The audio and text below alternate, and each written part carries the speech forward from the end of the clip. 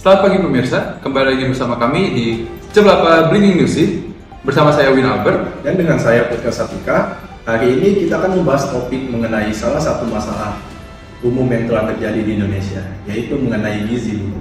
Gizi buruk merupakan salah satu prioritas dalam pembangunan kesehatan.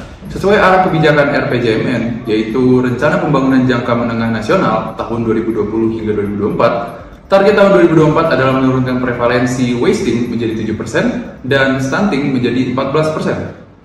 Penanganan balita gizi buruk harus dilakukan secara cepat dan tepat untuk mencegah kematian dan komplikasi lebih lanjut, serta memperbaiki tumbuh kembang anak di masa mendatang.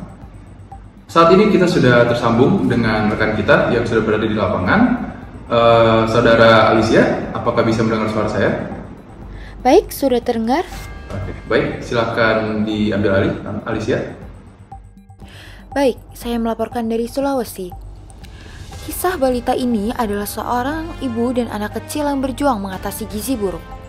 Anak kecil ini menghadapi risiko serius terhadap pertumbuhannya. Baik, selamat siang Ibu Gerans. Untuk anak Ibu sudah berusia berapa dan anak keberapa Ibu? Usianya 5 tahun dan ini adalah anak pertama saya. Untuk kesehariannya sendiri bagaimana Ibu? Untuk keseharian sih biasanya ya main-main aja ya di rumah. Kalau misalkan ada teman mainnya ya bisa main bareng-bareng sama tetangga atau sama saudara. Tapi kadang juga suka lemes karena kan mungkin badannya sangat kurus ya gitu. Jadi cukup bergantung juga sama saya gitu yang merawat tiap hari. Untuk asupan makanannya bagaimana Ibu? Untuk asupan makanan juga di sini ya susah ya, tergolong susah karena jauh dari pusat perbelanjaan. Paling kalau misalkan lagi ada menanam gitu sayuran di perkarangan rumah gitu ya udah mengandalkan itu aja. Itu pun juga nggak selalu setiap hari selalu ada gitu. Baik Ibu, apakah sudah pernah dikonsultasikan ke dokter sebelumnya?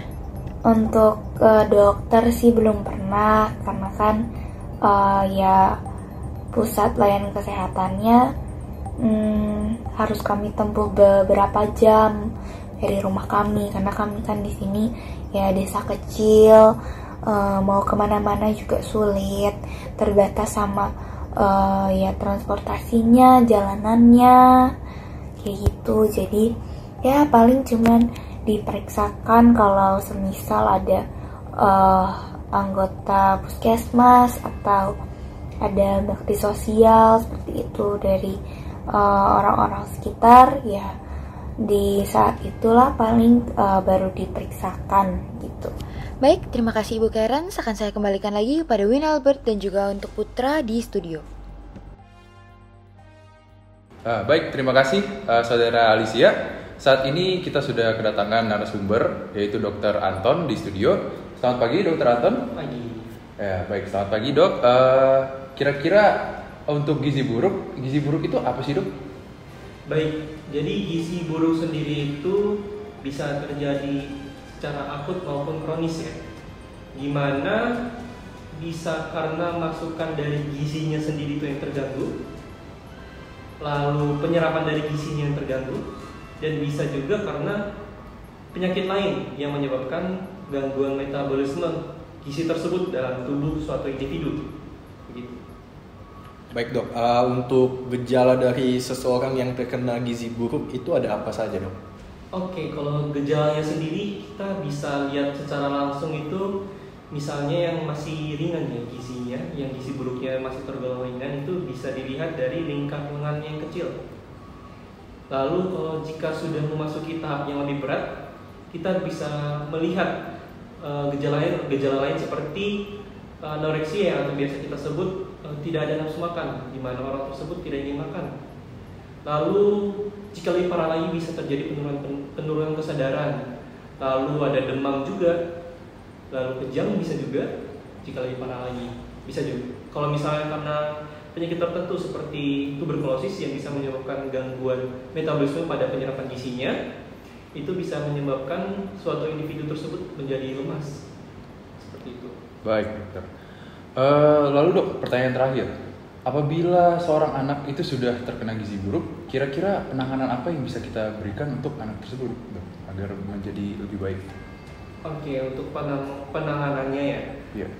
Yang paling mudah dilakukan yang tentu adalah memperhatikan kembali asupan gizi pada individu tersebut.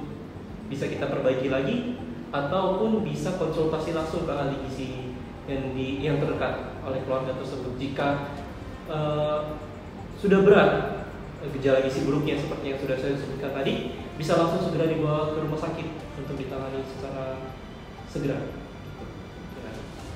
Oke. Baik, terima kasih dokter atas informasinya. Baik pemirsa, kita sudah selesai membahas mengenai topik gizi buruk. Yuk makan tepat, hidup sehat. Sekian dari saya Putra Satwika. Dan dari saya Win Albert Aja Gugup. Sampai jumpa di Ceblapa Breaking News berikutnya.